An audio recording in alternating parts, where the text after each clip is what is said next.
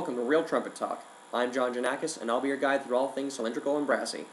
Today we're going to address the question of how to play with a good tone. Now, a good tone comes from striking a balance between three key factors: a firm embouchure, a strong breast support, and an open oral cavity. Now, the first two are obvious enough, even for beginners. However, most of us don't really pay much attention to the oral cavity.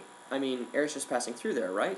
My embouchure controls the pitch, and my breast support controls the volume. So what exactly does the oral cavity do? Well, as it turns out, you can use the oral cavity to change the sound that you are making through the use of vowel shapes. Much like how vocalists are taught about the importance of vowel shapes in their singing, trumpet players should be mindful of them in their playing. The shape of the oral cavity can change both the tuning and the timbre, or the color, of your sound, depending on which vowel sound you choose to use. Now, there are two different kinds of vowel sounds that we'll talk about today. The first one we'll address is called a diphthong, which is a vowel sound that, when spoken, changes shape. Examples of this sound are found in words such as I, you, out, yard, oh, cool, etc. The use of the diphthong is a common trait in trumpet players, especially in beginners. And though it is not a common practice now, some teachers will use words that contain a diphthong as an example of a vowel sound that their students should use. Unfortunately, this causes a number of problems. The consistency of their tone is affected because the airstream isn't steady when the tongue is constantly changing vowel shapes. Also, the diphthong produces a change in the lips. An example of this is in the word cool. When the back vowel oo is used, the lips are more rounded, and when the vowel changes to at the end of the word, the lips are more neutral, and that sounds like this.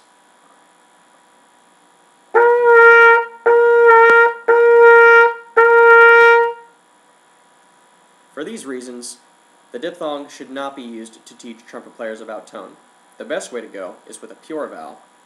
Now, a pure vowel is a vowel that is used when the tongue is in one static position and does not move. The three main pure vowels that we're going to talk about today are E, oo, and ah. Now, the E shape positions the tongue high in the mouth and sounds like this.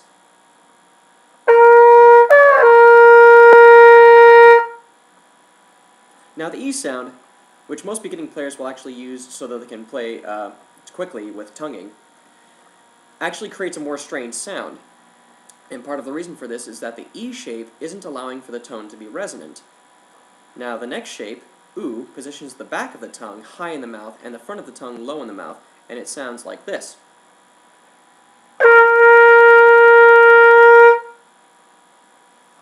Similarly to the E vowel, the oo vowel sounds a bit strained.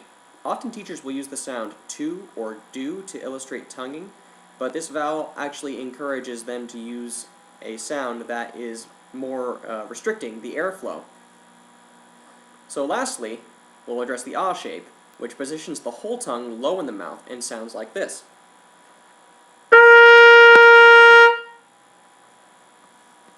Of the three vowel sounds that we just heard, the one that provides the most resonance is the one that allows for the most space in the oral cavity. Naturally, since the ah shape is so low in the mouth, it allows for the most space and consequently creates the most resonance. And this idea is supported by pedagogues such as Charles Schluter, who teach the idea of the resonant core of sound. In order to demonstrate this concept, I think a visual aid might be helpful.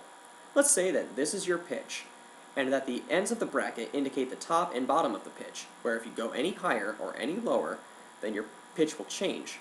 Now, most players are taught to play into the exact center of the pitch, which naturally is in the center of the bracket, and sounds like this.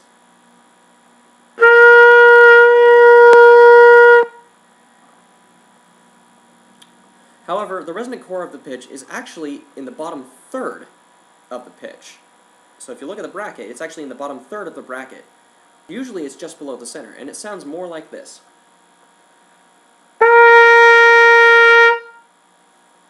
The difference between those two pitches is that during the second pitch, I dropped my jaw, and I kept my tongue low in the mouth to maximize the space of my oral cavity.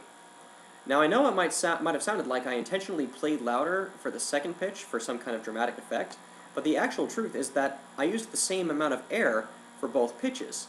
The beauty of this is that with a simple change in the oral cavity, both your sound and your tone quality will increase significantly. If the tongue and jaw are kept too high when playing, then the pitch you play will tend to go sharp and sound shallow. But if you can find the sweet spot just below the center of the pitch, you will find that your sound opens up with no added effort. So in order to achieve the nice, full sound, the jaw should be dropped, and the tongue should be low in the mouth. This maximizes the space in the oral cavity and allows the player to play on the lower part of the pitch, which provides maximum resonance and the most desirable tone. So to recap, here's what you should keep in mind when practicing to achieve good tone. First, be sure to use pure, open ah vowels when playing, and to avoid diphthongs.